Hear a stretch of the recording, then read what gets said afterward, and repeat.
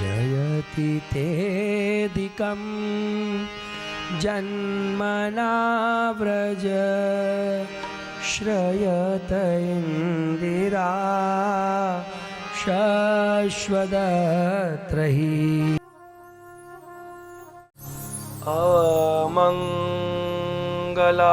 अमङ्गलानां शमनम्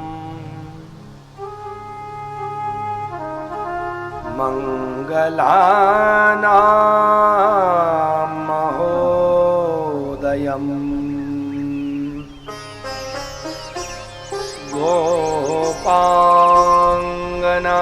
गोपाङ्गनानां सौभाग्यम् गोकुलेन्दुं वयं नुमः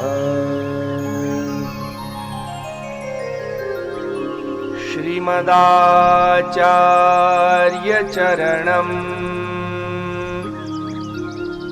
शरणं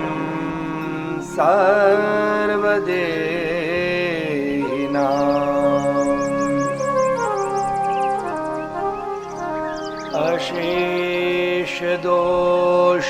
अशेषदोषदहनं मस्तके राजतां मम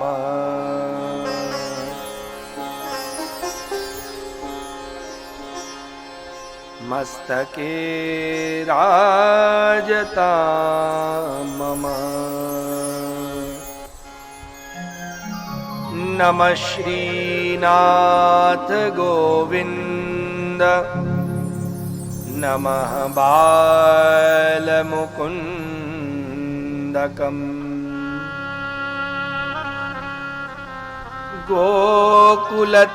गोकुलत्राणकर्ता च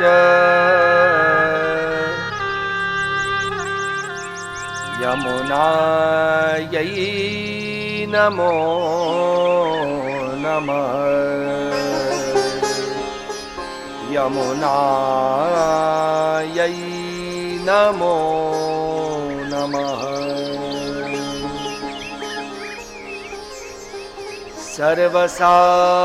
सर्वसाधनहीनस्य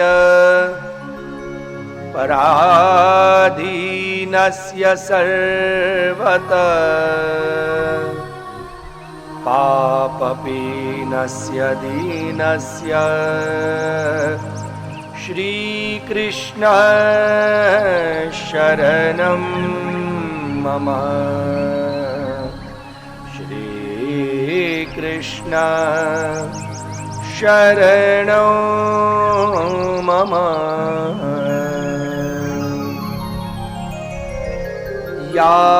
यादृशोऽसि हरे कृष्ण तादृशाय नमो नमः यादृशोऽस्मि हरे कृष्ण तादृशं मां हि पालय तादृशं मां हि पालय।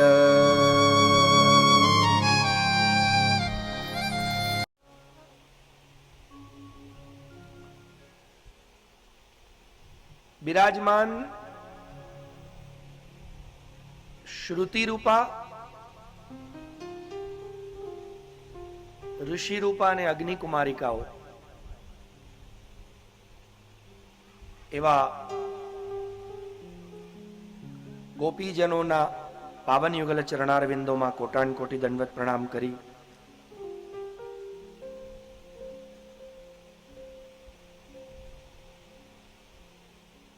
आजे एवा एक सुंदर આપણે ગીતનો પ્રારંભ કરીએ છીએ કે જે ગીત આ વિશ્વમાં એક જ એવું ગવાયું કે જે ગીત પ્રેમ વાળો પણ ગાય, દુખી પણ ગાય અને અત્યંત આનંદથી ભરેલો પણ ગાય.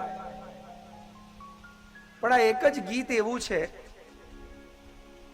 કે જે વિચારીને ન ગવાય. હમણાં મુરબ્બી ભાઈએ બહુ સરસ પ્રશ્ન કર્યો કે શું કોઈએ ગઝલ ગાઈ છે? અમારા જગતગુરુ મહાપ્રભુ શ્રીમદ વલ્લભાચાર્ય ચરણ આ ગોપિકા ગીતને ગીત કહેતા નથી, એને ગઝલ કહે છે. કેમ કે ગઝલ ગવાય ક્યારે એ આપને ખ્યાલ છે? કવિતા લખાય, શબ્દોના અનુપ્રાસ ગોઠવી, શબ્દાનુપ્રાસ કે એની આપણે ઇંગ્લિશમાં કહીએ તો રેમ્સ ગોઠવી અને લખીએ એટલે કવિતા થઈ જાય, શેર શાયરી થઈ જાય. પણ ગઝલ એ નીકળે, એ લખાય નહીં. અને એટલે જગતગુરુ મહાપ્રભુ શ્રીમદ વલ્લભાચાર્ય ચરણે પોતાના સુબોધિનીજીની અંદર ગોપી ગીત માટે લખ્યું છે, રસાત્મક દશાયામ.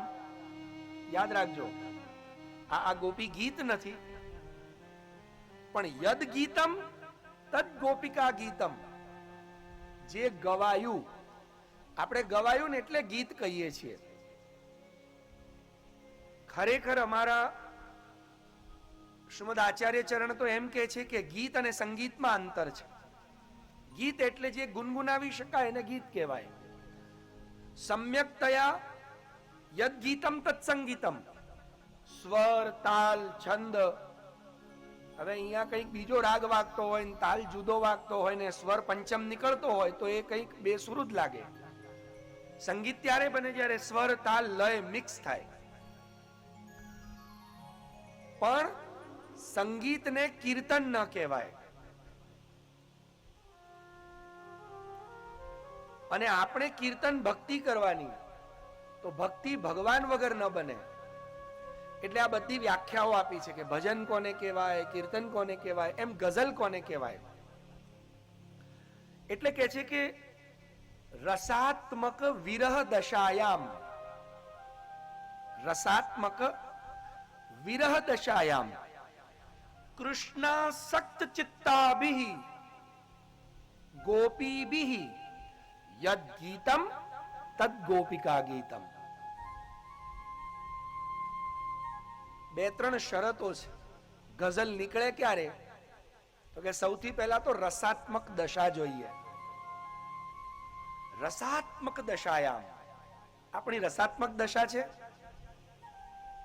આપણી દશા ક્યારેક કામાત્મક હોઈ શકે છે. અને એટલે વિશાલભાઈએ બહુ સરસ ટાઇટલ આપ્યું છે, ગોપીજનોનો આર્તનાદ. આપણો આર્તનાદ નથી હોતો.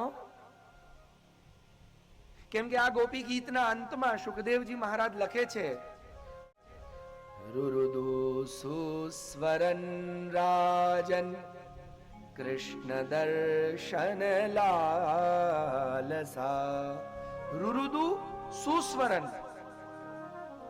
ગોપીજનો રડ્યા, સુસ્વર રડ્યા. શા માટે રડ્યા? આપણી જેમ એના માટે છે ને, ગોપિકા ગીત સમજવા માટે, રસાત્મક દશા સમજવા માટે પહેલા ગોપીજનોને સમજવા પડે. આપણામાં ગોપી નો હૃદય, ગોપીજનોનો ભાવ પ્રગટ થઈ જાય ને પછી આપણામાંથી એ ગઝલ નીકળે ને કૃષ્ણ આપણા માટે આવે, દોડતા આવે. પણ શું આપણને ખ્યાલ છે કે ગોપીજનો કોણ છે? અને એટલા માટે જ સુખદેવજી કે છે, રુરુદુ સુસ્વરન હે રાજન કૃષ્ણ દર્શન લાલસા. કોના દર્શનની લાલસાથી રડ્યા? આપણે બધા પણ રડીએ જ છીએ. કોઈ પૈસા માટે રડે છે, કોઈ પ્રતિષ્ઠા માટે રડે છે, કોઈ કાર્ય માટે રડે છે, તો કંઈક લૌકિક સુખોપભોગ માટે જ રડે છે. કૃષ્ણ માટે રડવું આવે છે? સાચું કહેજો, હૃદય પર હાથ મૂકીને કહેજો. તમે સવારે ઠાકોરજીને, તમારા ભગવાનને, લડ્ડુ ગોપાલને લડ્ડુ અરોગાયો અને લડ્ડુ તમે પાછો લઈને ખાઈ પણ લીધો. ભગવાને આપ્યો તમને પાછો કે લો હવે આ પાછો મારો પ્રસાદ ખા. તમે ખાઈએ લીધો, પણ તમને એકે વાર રડવું આવ્યું ખરું કે ભગવાન તે ખાધો એ મને વિશ્વાસ છે, કેમ કે મારા ગુરુએ કહ્યું છે તું ખાય છે. ભાગવતમાં લખ્યું છે, ગીતામાં સ્વયં તમે પોતે બોલ્યા છો, ભગવાન પોતે બોલે છે ગીતાજીના 9મા અધ્યાયમાં. શું બોલે છે? કે પત્રમ પુષ્પમ ફલમ તોયમ, કંઈ પણ યો, પણ શરત મૂકે છે ભગવાન, ભક્ત્યા મે પ્રયચ્છતિ, જે વ્યક્તિ મને ભક્તિ વડે આપે છે. ભક્ત્યા, આ શરત છે, ભક્ત્યા પ્રયચ્છતિ, આપે તો છે પણ કેવી રીતે? ભક્ત્યા પ્રયચ્છતિ. તદ અહમ ભક્તિ ઉપહૃતમ, એ હું પ્રેમ પૂર્વક ભક્તિથી લવાયેલું શું કરું છું? અશ્નામી. ગીતાજી આપ લોકોને આવડતા હશે. ભક્તિ ઉપરતમ અશ્નામી. ભગવાને ગૃહ્ણામી નથી કહ્યું. તમે જો ભગવાનને કંઈ સમર્પિત કરો એટલે તરત પેલા શ્લોક બોલે ને બ્રાહ્મણો તમને પૂજામાં, શર્કરા ખંડ ખાદ્યાની દધિ ક્ષીરઘૃતાની ચ આહારમ ભક્ષ્યભોજ્યમ ચ નૈવેદ્યમ પ્રતિ ગૃહ્યતામ. ગૃહ્યતામ એટલે સ્વીકાર કરો. ગૃહ્યતામ સંસ્કૃતમાં એનો અર્થ શું થાય? ગ્રહણ કરો, એક્સેપ્ટ કરો. Because we don't believe कि you will accept, so please accept it. પણ ભગવાન કહે છે જે મને ભક્તિ વડે આપે છે, I am not only accepting but અશ્નામી. અશ્નામી એટલે સંસ્કૃતમાં અશન શબ્દનો અર્થ થાય પ્રેમ પૂર્વક ચાવી ચાવીને પચે એ રીતે ખાવું, એને અશન કરવું કહેવાય. ભગવાન કહે છે અહમ ન ગૃહ્ણામી કિંતુ અશ્નામી, હું ખાઉં છું. એટલે કોઈ કે કીધું અમને વિશ્વાસ નથી આવતો ભગવાન તમે ખાતા હો, તો કે જા જઈને જોઈ આવ. મને સુદામાએ કાચા ચોખા જ આપ્યા હતા, તાંદુલ પૌવા જ આપ્યા હતા, કોઈ વઘાર નહોતો, કોઈ મસાલો નહોતો, મેં ખાધા. મને દ્રૌપદીજી એક જ ચોખો આપ્યો હતો, ભાજીનો એક ટાંટણો હતો, મેં ખાધો. હું ભાજીએ ખાઉં છું, હું પાણીએ પીવું છું. અરે એટલું જ નહીં, અશ્નામીનો મતલબ હું ખાલી સ્વીકાર નથી કરતો, બકાયદે. અને કેવું ખાઉં છું કે ડકાર લીધો તો દુર્વાસા સહિત 10,000 ઋષિ મુનિઓના પેટ ભરાઈ ગયા. એટલે પ્રિયજનો, રાસક ક્રીડા એ કોણ કરી શકે? જે રસરૂપ હોય. અને ગઝલ કોણ લખી શકે? ગઝલ લખાય નહીં, ગઝલ ગવાય. બસ ગઝલ ક્યારે નીકળે? અમારા હમણાં સાહિત્યકારોની વાત કરતા હતા, એટલે ઉર્દુ જગતના સાહિત્યકાર 100-125 વર્ષ પૂર્વ જોશે મલિહાબાદી થઈ ગયા, નામ સાંભળ્યું હશે. અને એમણે બહુ સુંદર વાત કરી કે ગઝલ ક્યારે નીકળે? દિલ રૂબાએ નગમા હો તો ગઝલ હોતી है. Note it down, note it down. दिल रुबाए नगमा हो तो गजल होती है, वक्त शायर का खफा हो तो गजल होती है. પહેલી શરત દિલ રૂબાએ નગમા. એટલે તમે જુઓ, આની જોડે સરખાઓ. આ બધા શાયરો લાવ્યા ક્યાંથી આવી બધી વાતો? શ્રી મહાપ્રભુજીની સુબોધનીમાંથી. શ્રી મહાપ્રભુજીએ કહ્યું ને, રસાત્મક વિરહ દશાયામ. એક તો રસાત્મક દશા હોય. રસાત્મક એટલે રસથી ભરેલી. ગોપીજનોનું ચિત્ત દુખી નહોતું, અને એટલે સુખદેવજીને કહેવું પડ્યું કે રુરુદુ સુસ્વરન. વરના કોઈ પણ તમારા નાનો બાળક કે તમારા, ઘણી વખત અહીંયા પુરુષો બેઠા છે તો એમની પત્ની પણ રડતી હશે, કોઈ કારણ માટે રડતી હોય, ક્યારેક પુરુષ પણ રડતો હોય, ક્યારેક નાનું બાળક રડે, પણ કોઈએ એમ કીધું અરે તો બહુ સરસ મીઠું રડે, જરા રડ ને, કોઈ આવું કે? પણ ભગવાનને ગોપીજનોનું રડવું ગમી રહ્યું છે, શુકદેવજીને ગમી રહ્યું છે, પરીક્ષિત રાજાને ગમી રહ્યું છે, અને એમ લખ્યું કે જો આ ગીત જે કોઈ પણ ગાય અને આ 5 અધ્યાયોની કથા જે કોઈ પણ સાંભળે અને એમાં ગોપી ગીત એ ગાય ને, એને હૃદ્રોગમાશ્વપચિનોત્યચિરેણ ધીરા, એને ક્યારે હૃદય રોગ થતો નથી, એને હૃદય રોગ થતો નથી. આવું કોણ કે છે? સુખદેવજી કે છે, હું નહીં. ગોપીજનોનું એ રુદન નથી, પણ એ શું છે? રસાત્મક વિરહ દશામાં નીકળેલા સ્વર છે. એટલે કે છે દિલ રૂબાએ નગમા હો તો ગઝલ હોતી હૈ, વક્ત શાયર કા ખફા હો તો ગઝલ હોતી હૈ. શાયર એટલે અહીંયા પ્રેમી. શાયરનો અર્થ શું કરવાનો? પ્રેમી.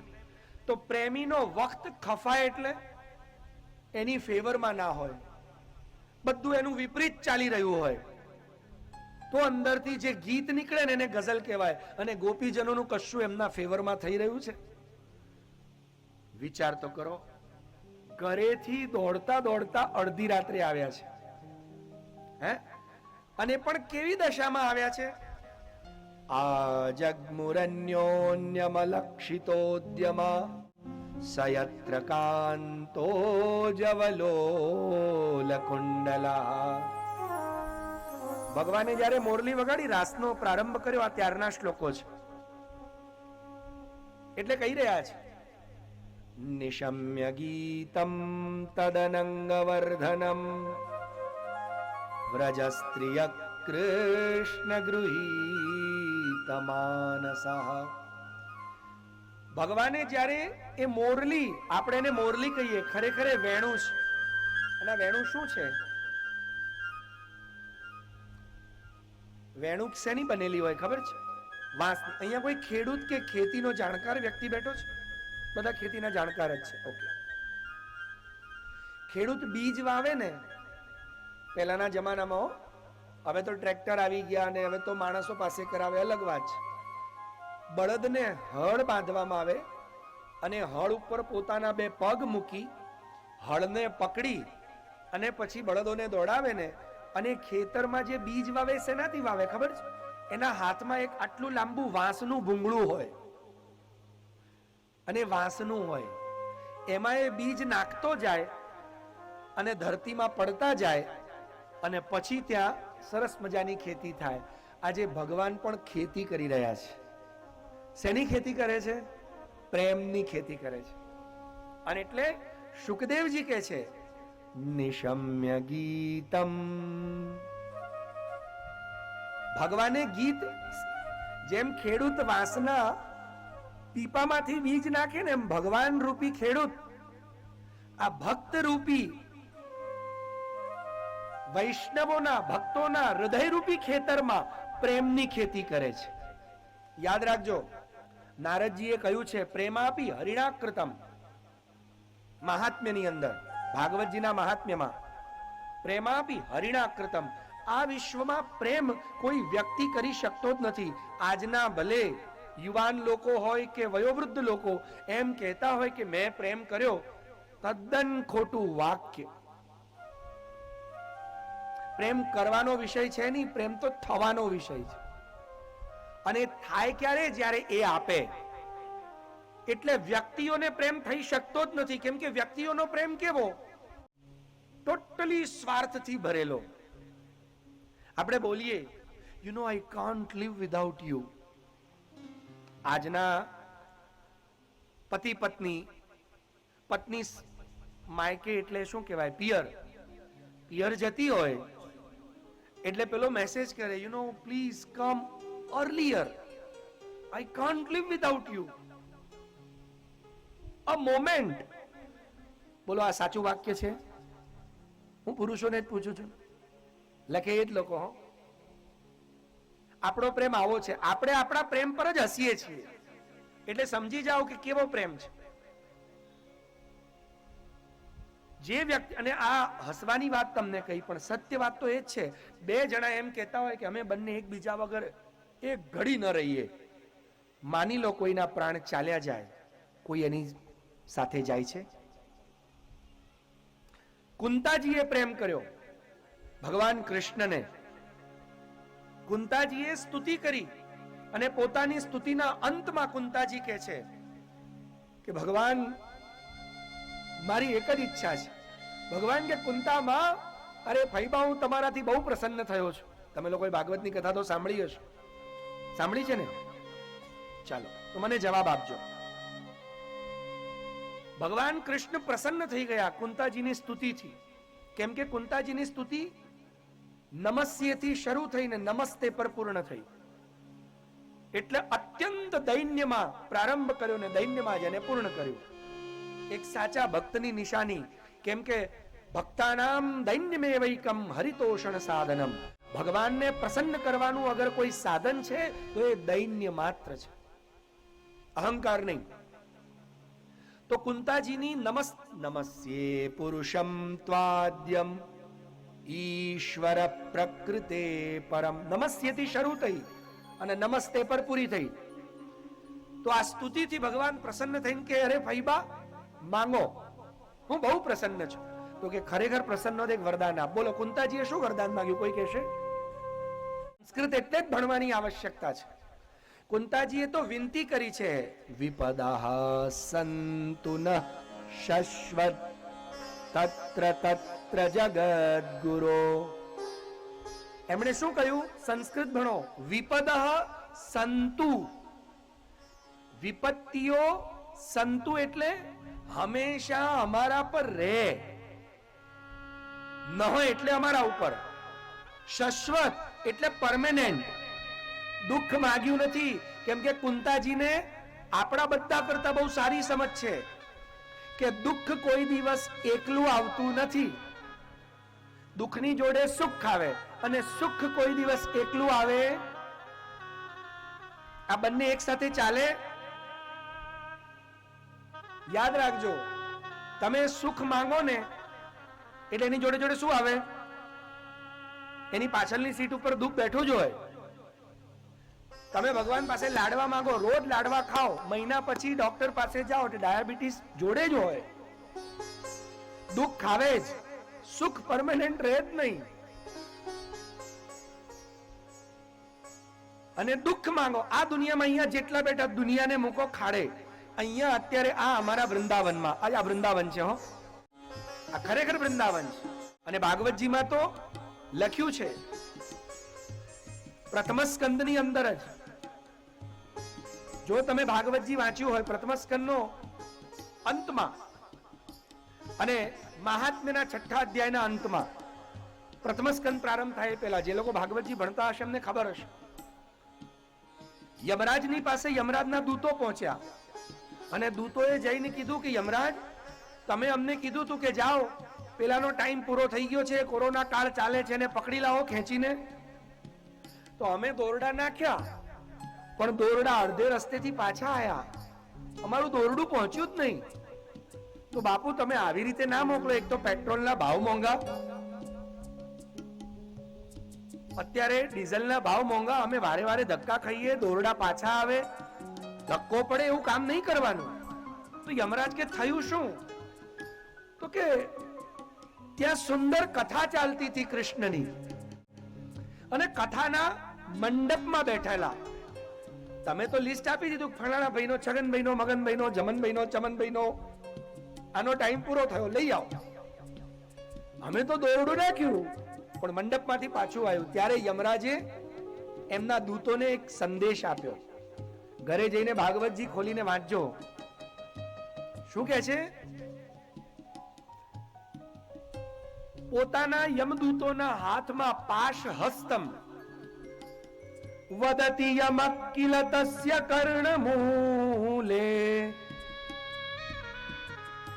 પરિહર ભગવત કથા સુમત્તાન પ્રભુરહમન્ય નૃણામ ન વૈષ્ણવાનામ વદતિ યમક કિલ તસ્ય કર્ણમૂલે. કે ખાનગીમાં વાત કહું, યમરાજ પોતાના દૂતોને ખાનગીમાં કહે છે કે કોના ઉપર દોરડું ફેંકીએ તો દોરડું અસર ન કરે. તો યમ શું કહી રહ્યા છે? પરિહર ભગવત કથા સુમત્તાન. ભગવાનની કથાના મંડપમાં બેઠેલા, ભગવાનની કથાના રસમાં મત્ત બનેલા. આમ તો ટીવી ઉપર તમે જોઈ શકતા હો, અત્યારે તો ટીવી કરતા યુટ્યુબ નો જમાનો આવ્યો, ડિજિટલ. બધા કે યુટ્યુબમાં દેખાય જ છે ને, ઘરે બેસીને જોઈ લઈશું. પણ ઘરે બેસીને તમે જોશો ને તો તમે સાંભળી શકશો, પણ ભાગવત કથાનો લાભ નહીં મળે. અને લાભ કયો? તો યમરાજે આપેલું અભય વરદાન કે પરિહર ભગવત કથા સુમત્તાન પ્રભુરહમ અન્ય નૃણામ ન વૈષ્ણવાનામ.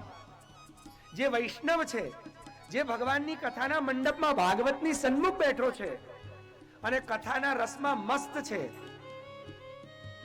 આ ત્રણને અડવાનું નહીં. એમના ઉપર મારું જોર ચાલતું નથી. આખી દુનિયામાં મારું જોર ચાલે. એટલે હવે આપણે દુનિયાની વાત છોડીએ, અત્યારે આ વૃંદાવનમાં બેઠેલા લોકોને પૂછું, અહીંયા કોઈ એવું એમ કહી શકે કે અમે તો 25 પેઢીઓથી સુખી જ સુખી છીએ? બોલો, કોઈ છે એવું? બલકી આ જ જન્મમાં પોતે સ્ટાર્ટિંગમાં સ્ટ્રગલ કરી હશે, કરી છે ને, અને અત્યારે સુખ આવ્યું હશે. ઘણાને સ્ટાર્ટિંગમાં સુખ હશે ને અત્યારે દુઃખ આવ્યું હશે, પણ પરમેનન્ટ સુખ કોઈની પાસે રહેતું અને પરમેનન્ટ દુઃખ પણ કોઈની પાસે રહેતું. સુખ આજે આવ્યું છે, જેમ અત્યારે દિવસ ઉગ્યો છે, તો હવે થોડી વારમાં શું થશે? રાત આવશે. એટલે અજવાળું જો તમારે જોઈતું હોય તો અંધારાને પણ સ્વીકારવું પડશે. અંધારું ને અજવાળું બંને જોડે રહે. તો હવે આટલી નાની સમજ તમને છે કે નહીં? હા કે ના? તો કુંતાજીને ના હોય પેલા દુઃખ ના મગાય. કાલે સુખ આવશે, અને સુખ આવશે પરમ દિવસ પાછું શું આવશે? દુઃખ આવશે. આ તો ચક્રવત પરિવર્તન તે સુખાની ચ દુઃખાની ચ. આ તો ચક્રડાની જેમ ફર્યા કરે. તો કુંતાજીએ શું માંગ્યું? હવે તો કહો, તમે લોકો તો ભાગવત સાંભળીને બેઠા છો. કુંતાજી હાથ જોડીને કહે છે, અથ વિશ્વેશ વિશ્વાત્મન વિશ્વમૂર્તે સ્વકેશુ મે સ્નેહ પાશમ ઇમં છિંદી દ્રઢમ પાંડુષુ વૃષ્ણિષુ. આ કુંતાજીએ વરદાન માંગ્યું છે. આમાં ક્યાંય દુઃખની વાત નથી. કયો શ્લોક છે?